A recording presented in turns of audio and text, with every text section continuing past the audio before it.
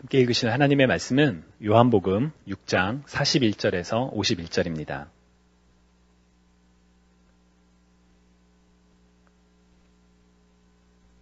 우리 한 절씩 교독하시겠습니다. 자기가 하늘에서 내려온 떡이라 하심으로 유대인들이 예수께 대하여 수군거려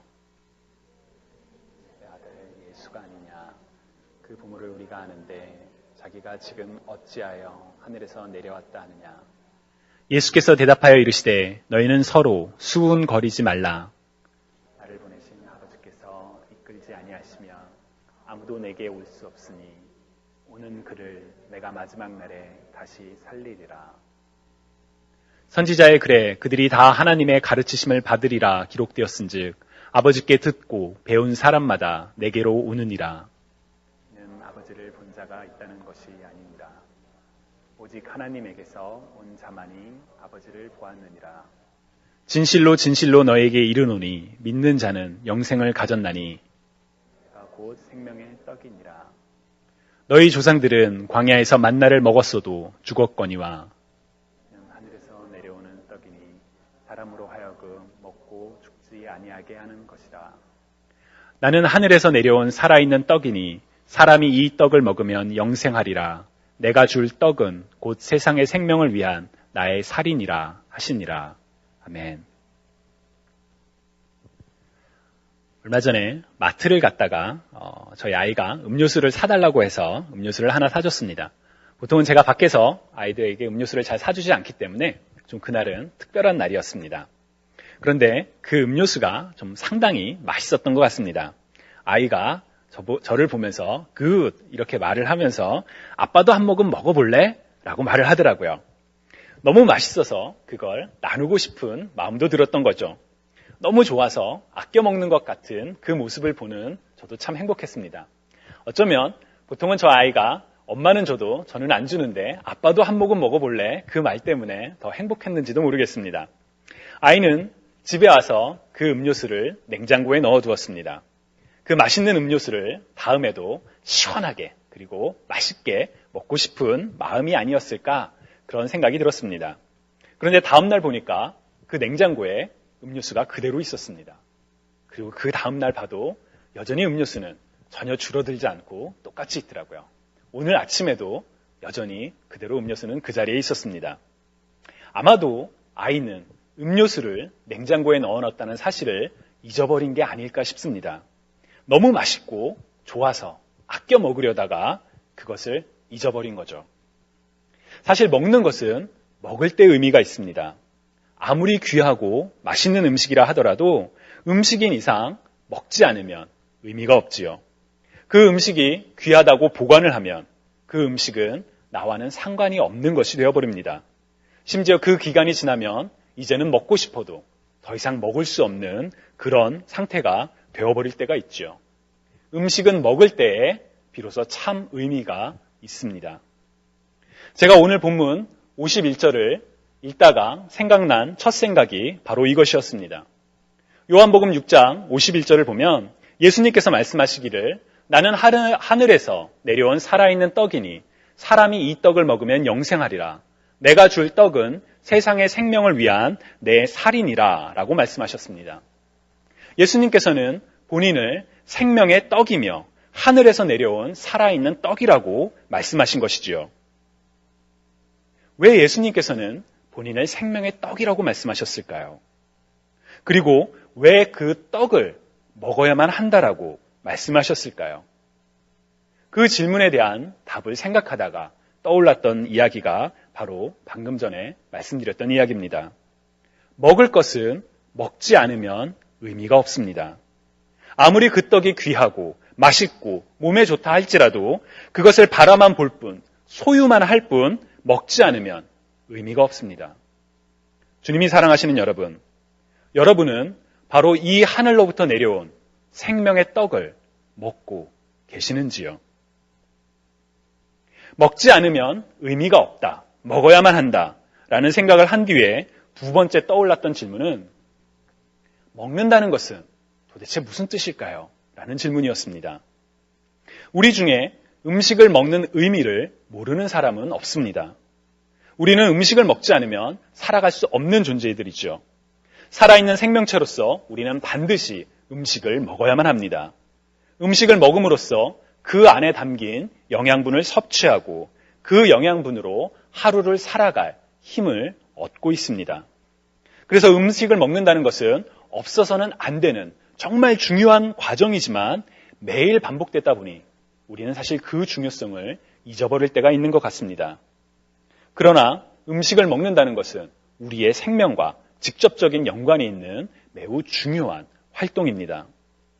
어쩌면 예수님께서 많고 많은 비유 중에 본인을 생명의 떡이라고 말씀하시고 영생을 얻기 위해 그 떡을 먹어야 한다라고 말씀하셨다는 맥락에는 바로 음식을 먹는 것이 생명과 밀접한 관련이 있는 그토록 중요한 것이기 때문에 그렇게 말씀하신 게 아닐까 하는 생각이 들었습니다.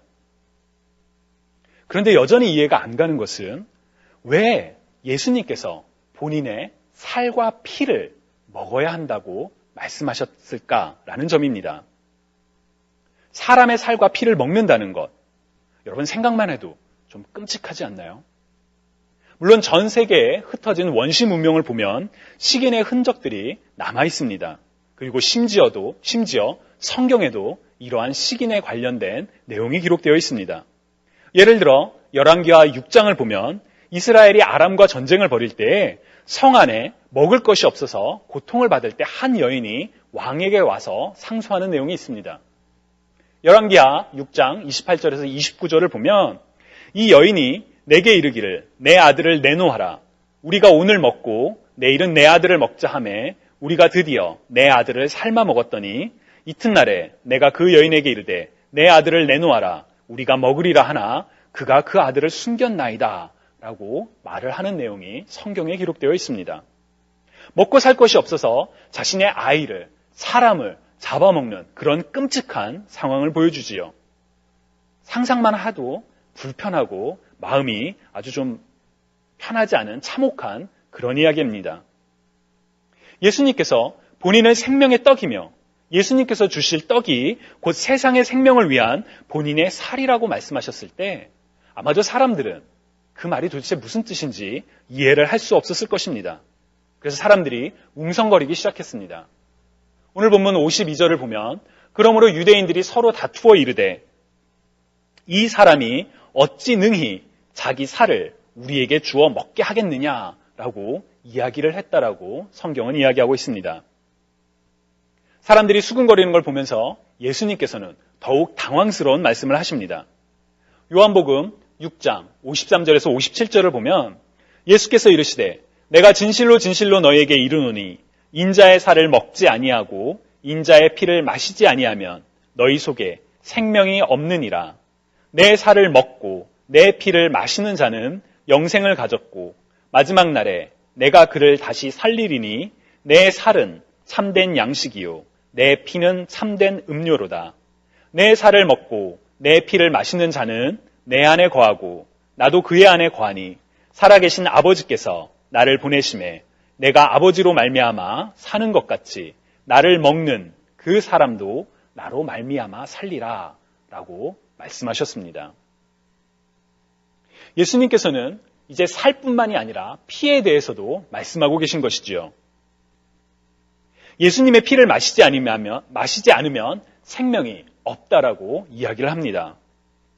그런데 레위기 17장을 보면 이스라엘 집 사람이나 그들 중에 거류하는 거류민 중에 무슨 피든지 먹는 자가 있으면 내가 그 피를 먹는 그 사람에게는 내 얼굴을 대하여 그를 백성 중에 끊으리니 육체의 생명은 피에 있음이라.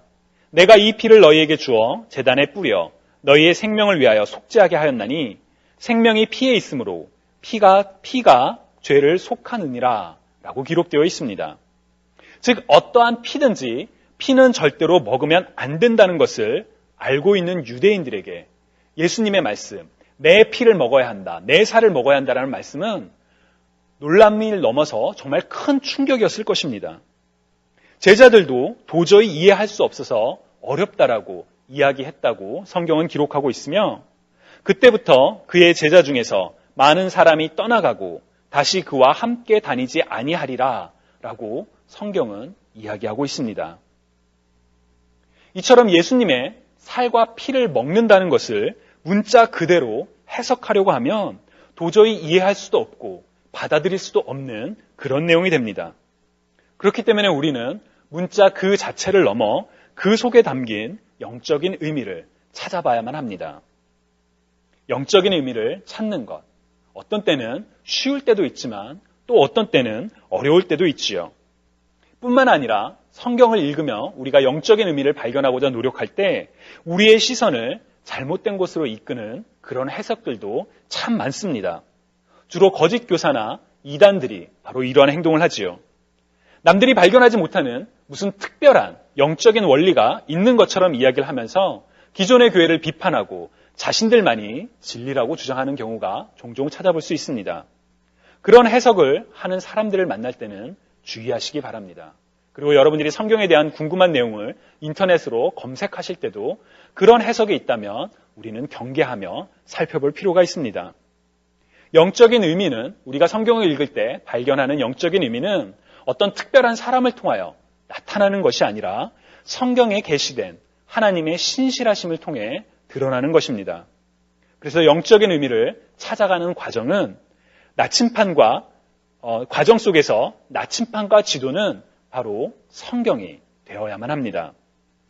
예수님께서 본인의 살과 피를 먹어야 한다라는 그 표현의 영적인 의미도 사실 성경에 이미 주어져 있습니다.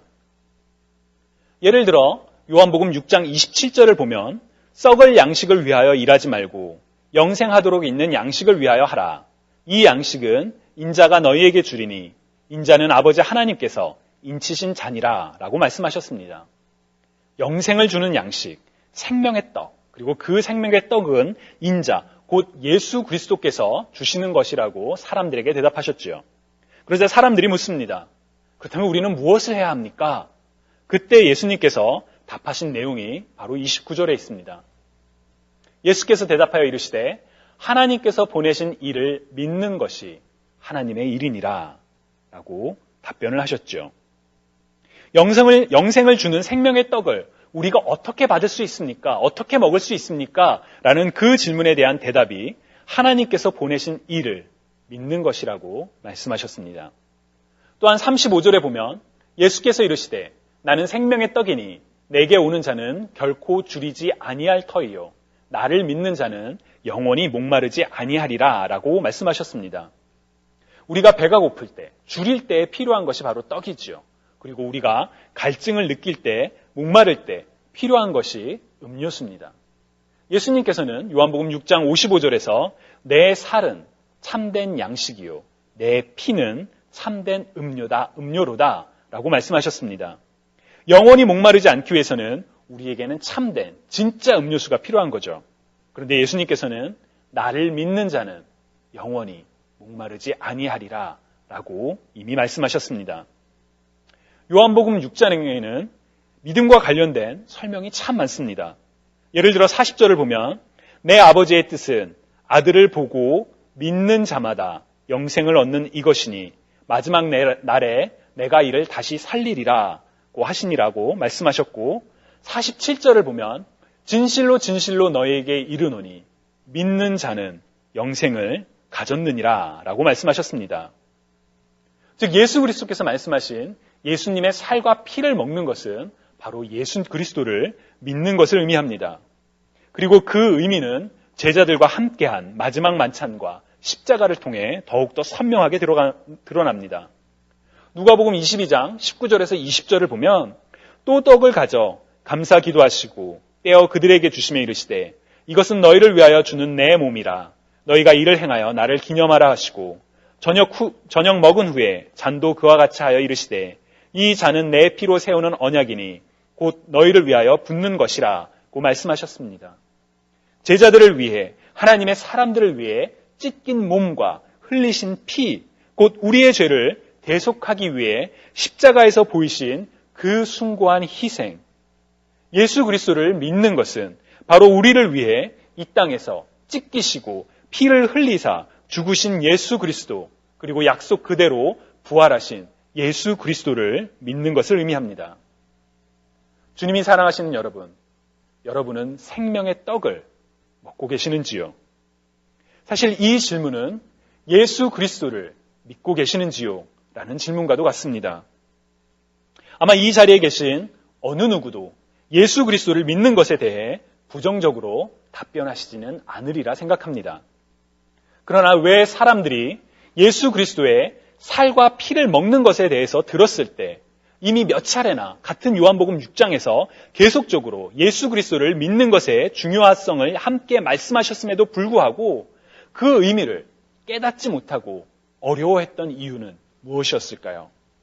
여러 가지 이유가 있었겠지만 그 중에 하나는 그들의 시선이 예수님의 말씀을 그대로 바라보기보다는, 그대로 받아들이기보다는 자기가 원하는 바를 중심으로 자기가 원하는 것을 먼저 생각하며 바라봤기 때문이라고 저는 생각합니다. 요한복음 6장은 예수님께서 오병이어의 기적을 행하시는 내용이 담겨 있습니다.